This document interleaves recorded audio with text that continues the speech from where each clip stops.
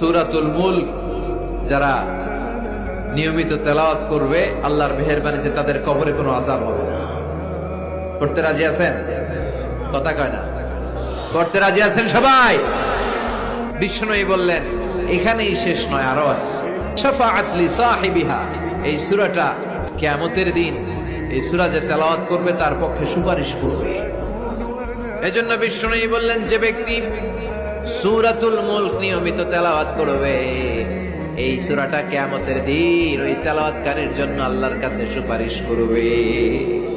এখানেই শেষ নয়, বিষ্ণুই বললেন খাসামাত আন সাহিবিহা, এই সূরা যে তেলাওয়াত করবে তার পক্ষে আল্লাহর সাথে এই সূরাটা দাঁড়িয়ে তার পক্ষ নিয়ে আল্লাহর সাথে তর্ক করবে, ঝগড়া করবে। আল্লাহ তুমি ওরে জান্নাত দিবা না কেন, ওরে মাফ করবা না কেন? তুমি না গফুর, তুমি না গফফার, তুমি না রাহিম, তুমি না রহমান, তুমি মাফ করে দাও।